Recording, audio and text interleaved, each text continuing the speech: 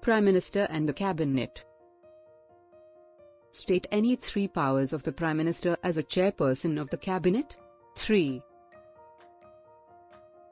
Mention three ways in which the Constitution ensures the preeminent position of the Prime Minister in relation to the Union Council of Ministers. 3.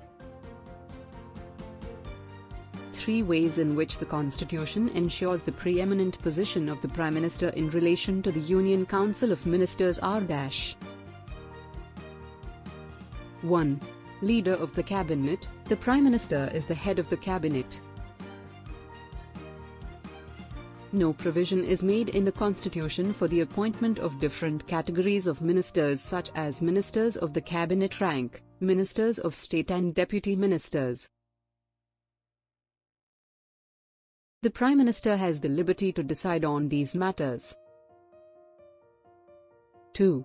Power to allocate portfolios and to reshuffle the Council of Ministers. It is the Prime Minister who allocates departments or portfolios to the ministers.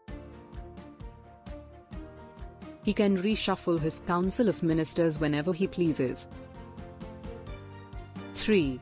Power to select and dismiss ministers. The Prime Minister chooses the ministers and has the power to dismiss them too. He can ask an erring minister to resign.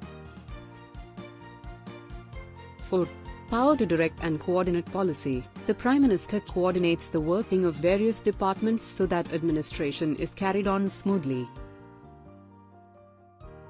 In critical matters such as foreign, defense, economic and technological affairs, he coordinates the policy of the government. 5. Resignation of the Prime Minister. The Prime Minister's resignation implies the resignation of the whole Cabinet. Prime Minister inside the Parliament. What is the position of the Prime Minister under the parliamentary system of government? 3. How can we say that the Prime Minister occupies a unique position in the Parliament? 3. The position of the Prime Minister under the parliamentary system of government is dash. 1. Leader of the Lok Sabha. As the Prime Minister is the leader of the majority party in Parliament, he is said to be the leader of the House. 2. Spokesperson of the government. The Prime Minister is the chief spokesman of the government in the Parliament. He makes all important announcements on national policies on the floor of the House. 3. Defender of government policies. The Prime Minister defends the government in the Parliament. When a policy or a minister comes under attack in the Parliament, the Prime Minister comes to defend the issue involved. 4. Intervention in case of controversial issues. There are some controversial issues like the language issue, center-state relations, price rise and atrocities on women,